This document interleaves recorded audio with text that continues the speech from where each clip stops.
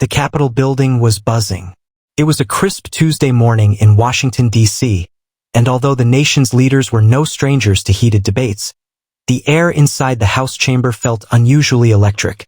Something was brewing, and even the most seasoned aides could feel it. Inside the media room, White House Press Secretary Karoline Leavitt was finalizing her notes. She had been invited to testify before the House Oversight Committee, a routine event for most administrations, but this one had a unique flavor. The Trump administration's second term was nothing short of controversial, and every press conference Karoline gave felt like a battleground. At just 30 years old, Karoline had developed a reputation for being unshakable. Sharp, composed, and brutally factual, she had taken on some of the toughest media interrogators and walked away unscathed. But today wasn't about the media. It was about politics, raw, personal, and messy. Representative Jasmine Crockett, the Democrat from Texas's 30th district, was already inside the committee room. Known for her fiery speeches, biting wit, and viral Twitter takedowns, Jasmine had become a darling of the progressive wing. She had one goal today: make headlines by putting Karoline on the defensive. The two women had sparred before through interviews, press conferences, and on social media. But this would be the first time they'd confront each other face to face, live and televised before the nation. As Karoline entered the room, cameras flashed. She wore a calm expression, not a hair out of place, her press kit tucked under her arm. She glanced briefly at the members seated before her, locking eyes with Jasmine Crockett for just a split second. Jasmine didn't look away. Neither did Karoline. It was on. Committee Chair Thomas Reeds banged the gavel. This hearing will come to order. After a few opening statements, Karoline was sworn in and took her seat at the witness table. The room was quiet, eerily so, as the members took turns questioning her on a range of issues: media transparency, press access, and White House communication policies under President Trump's current administration. But everyone knew the moment they were waiting for: Jasmine Crockett's turn. She leaned forward as her mic lit up. "Ms. Leavitt," Jasmine began, her voice cutting through the chamber like a blade. "Under this administration, we've seen more disinformation, more gaslighting, and more hostility toward the free press than ever before. And yet you sit here today like some beacon of truth. Tell me, what exactly do you consider truth coming out of the White House these days?" A few audible gasps. Karoline didn't flinch. She simply smiled. "Congresswoman Crockett," Karoline replied calmly, "the truth is what the American people deserve, and what they've been receiving, unlike during the previous administration, is transparency. I provide the press with accurate briefings daily, and unlike some in Congress, I don't hide behind Twitter tirades or baseless accusations." The room shifted. Jasmine's expression tightened. "Oh, really?" Jasmine shot back. "You're telling me this administration hasn't demonized the press, hasn't cherry-picked favorable outlets, and hasn't pushed narratives that divide this country?" Karoline leaned forward slightly, voice measured. "What divides this country, Congresswoman, isn't the White House press office. It's the endless finger-pointing, the refusal to have honest debate, and yes, leaders who trade in outrage instead of facts." Cameras clicked. Phones buzzed. The tension was now nuclear. Jasmine's eyes narrowed. "Don't sit there and lecture me on outrage when your entire role is propping up a president who thrives on chaos." Karoline's smile faded ever so slightly. She responded, voice firmer now. "Respectfully, Congresswoman, chaos is what happens when elected officials abandon civility for spectacle. I came here prepared to discuss policy and press. If you'd rather perform for the cameras, I suggest you audition for Netflix." The room erupted. Audible oohs and scattered claps filled the chamber before Chairman Reeds restored order. Jasmine looked stunned but not defeated. This was just the beginning. The committee room was now a battlefield of carefully veiled glares, shifting alliances, and political theater. As the chairman's gavel echoed to restore order, viewers at home were glued to their screens. The exchange between Jasmine Crockett and Karoline Leavitt had already been clipped, subtitled, and posted on social media. And it wasn't even halfway through the hearing. Jasmine leaned back in her chair, jaw clenched. Karoline's last comment had cut deep, and the momentary applause hadn't helped her mood. She wasn't used to being outmaneuvered in her own arena. Karoline, meanwhile, remained composed, jotting notes, occasionally sipping water, and watching Jasmine out of the corner of her eye. She knew this wasn't over. Crockett was too prideful to let it go. And she was right. Jasmine reactivated her mic with a quick tap. "You know what, Ms. Leavitt?" she said, voice rising slightly. "Your arrogance is matched only by your audacity. You come here pretending to be this champion of free speech while working for the most anti-press president in modern history. That's rich." Karoline paused, pen in hand, then set it down with purpose. "Congresswoman, what's truly rich," Karoline began slowly, "is watching elected officials accuse others of arrogance while spending more time performing outrage on television than serving their constituents." The shot was clear and it landed. The room fell into a hush as Jasmine's expression turned from frustration to fury. Her voice sharpened like a knife. "You want to talk about constituents? Let's talk about the hundreds of thousands of Texans in my district who don't have access to clean water or proper health care while this administration cuts funding for basic infrastructure and pretends it's fixing America." Karoline didn't interrupt. She let the outburst ride, waited a beat, then replied with precise calm. "And I sympathize with those Texans. That's why the president just signed the Clean Water for All initiative. Perhaps instead of attacking me, Congresswoman, you might consider co-sponsoring legislation that brings real solutions to the people you were elected to help." Boom. Crockett's eyes flared. "Don't you dare question my commitment to my district." Karoline stood her ground. "Then stop grandstanding and start legislating. I'm not your opponent, I'm a press secretary. But if you want a political fight, at least come prepared with facts, not fury." Jasmine Crockett had officially snapped. She slammed her folder closed, stood from her seat, and pointed a finger directly at Karoline. "You think you're smarter than everyone because you speak softly and wear a blazer, but underneath it all, you're just another puppet. A mouthpiece for a president who undermines democracy." Gasps. Reporters typed furiously. Some staffers looked away in embarrassment. Karoline stayed seated but lifted her eyes directly to Jasmine. Her tone dropped an octave, still calm but deadly serious. "With all due respect, Congresswoman," she said slowly, "I don't raise my voice to make up for a lack of substance. If you're so confident in your accusations, then present the evidence. Otherwise, you're not defending democracy, you're degrading discourse." Chairman Reeds jumped in quickly. "Order. Order. Let's bring this back to policy questions, not personal vendettas." But the damage was done. Jasmine remained standing, her chest rising and falling. Her aides tried to motion for her to sit, but she was too deep in it now. She had made it personal, and Karoline had exposed that for all to see. The cameras continued to roll. That night, clips of the confrontation dominated news cycles. Conservative networks praised Karoline's composure, calling her the calm in a storm of grandstanding. Liberal anchors tried to defend Jasmine's passion, but even some allies winced at how unhinged the moment had become. Online, hashtags trended, hashtag Karoline claps back, hashtag Crockett meltdown, and hashtag face off on the Hill. What was supposed to be a routine hearing had turned into a political earthquake. And the aftershocks were just beginning. By the time the sun set over Washington, D.C., the confrontation between Jasmine Crockett and Karoline Leavitt was the top story across every major media outlet. Cable news ran wall-to-wall coverage, showing slow-motion replays of Jasmine standing and pointing at Karoline.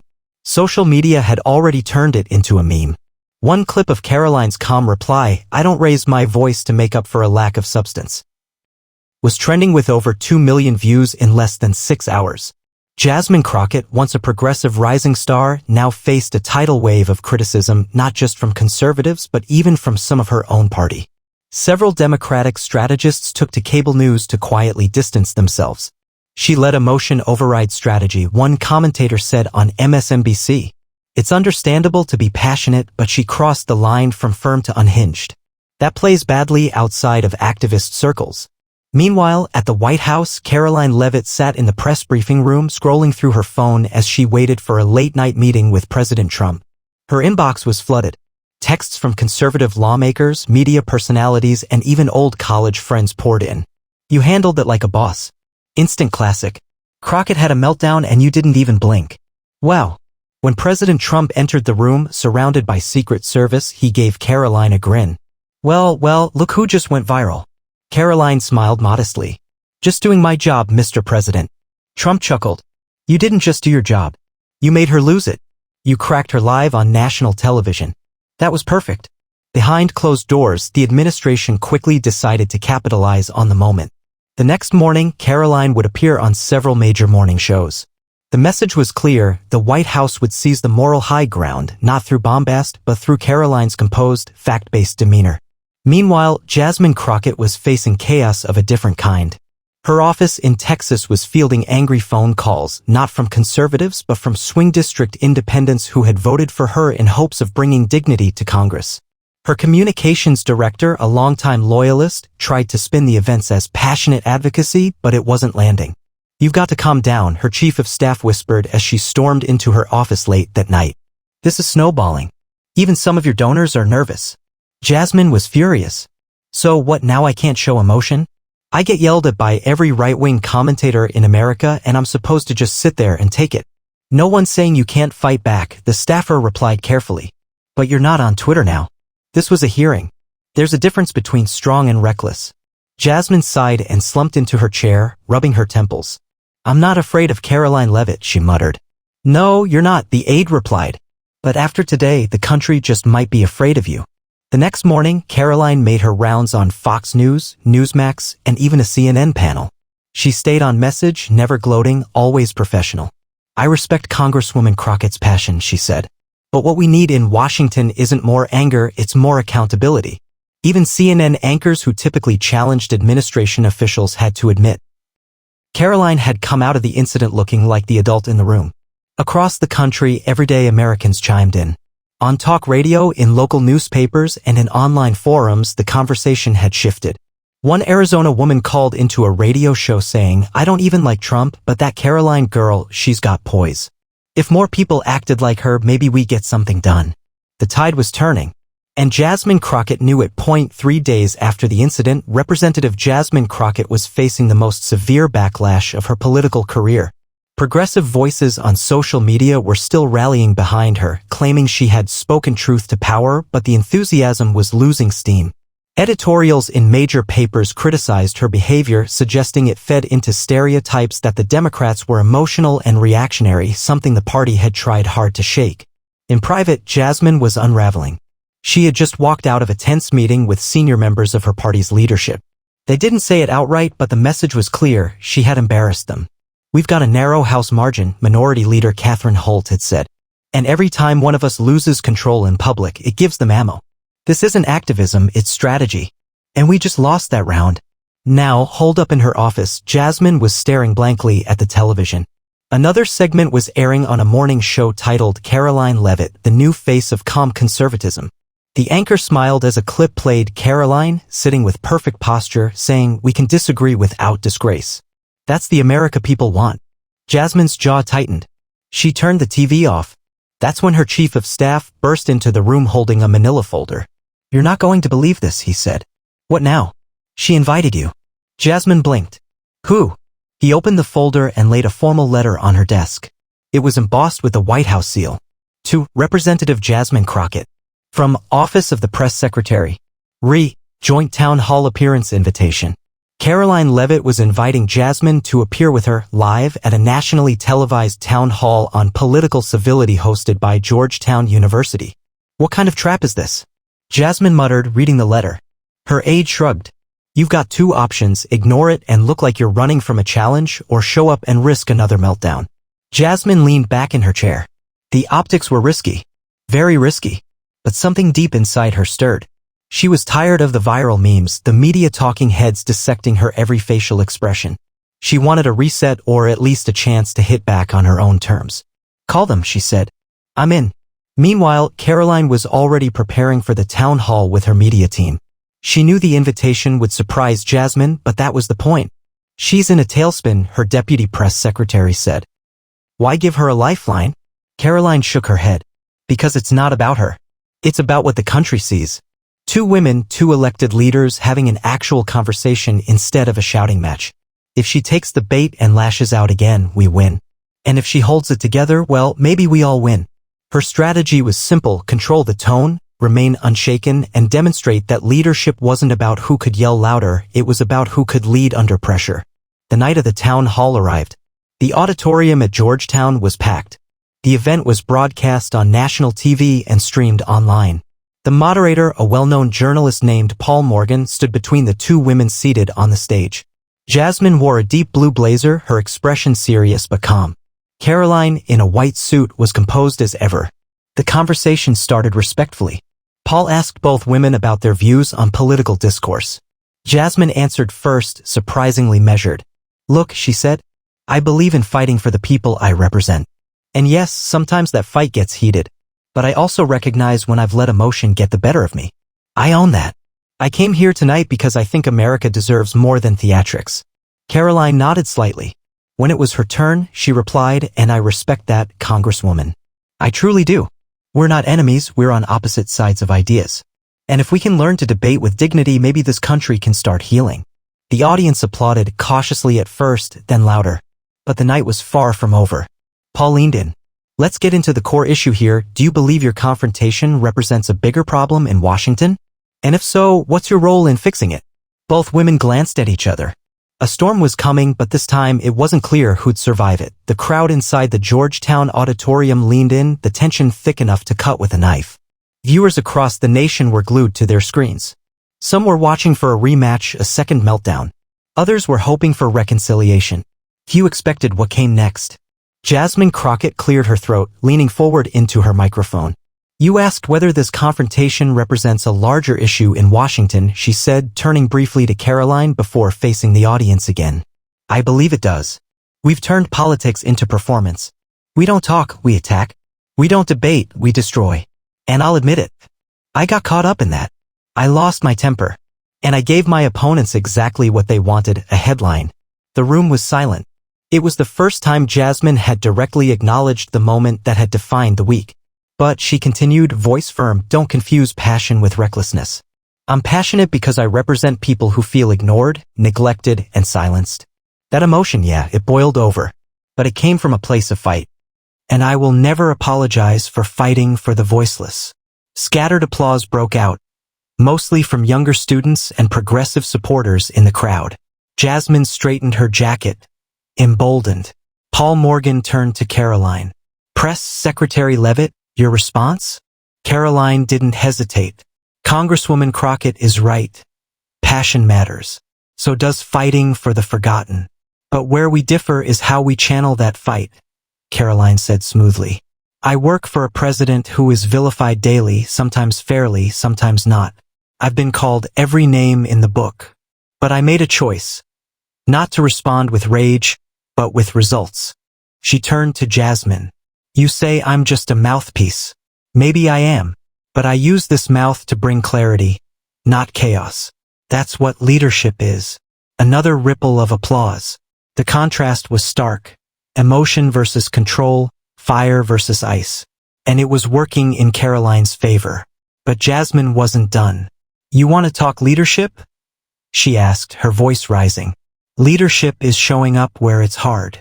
It's being real with people. Not just reciting White House-approved sound bites while pretending to be above it all." Karoline leaned forward. "Leadership is also not losing control in front of millions of Americans. Because when you do, Congresswoman, it's not just your reputation on the line. It's faith in the institutions you represent." That one landed hard. Jasmine's eyes narrowed. "You think I don't know that? I've had to fight for every inch of respect in this town. I don't get the benefit of the doubt. I don't get praised for being composed. I get called angry. Every single time." Karoline remained calm, but something in her tone shifted. "Then prove them wrong. Prove that you can lead without lashing out.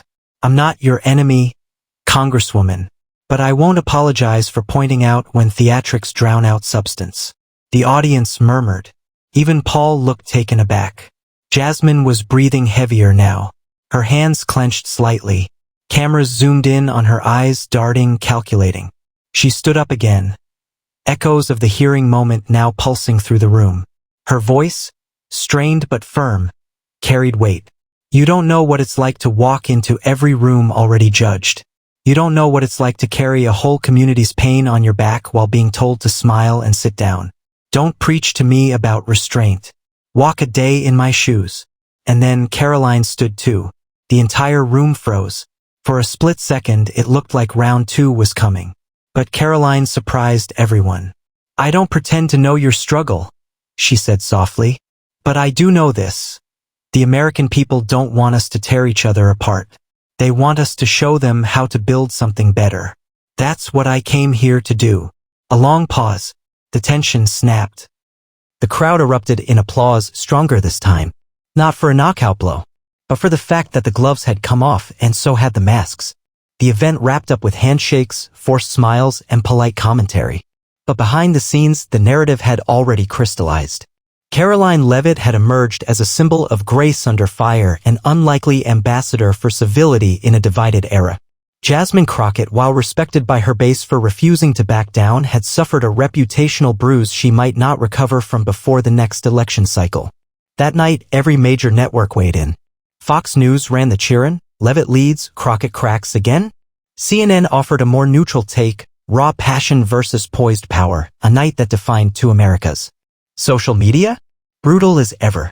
Hashtags like hashtag Crockett versus Leavitt, hashtag Town Hall Takedown, and hashtag Karoline Keeps Cool trended for hours. Even Saturday Night Live teased the encounter in their cold open sketch. But beyond the memes and headlines, something deeper resonated with the American public. The confrontation had evolved. It wasn't just about two women clashing, it was about the face of modern politics. Anger or argument? Fire or focus? Chaos or calm? And in that battle, Karoline Leavitt hadn't just won a political point. She'd become a household name.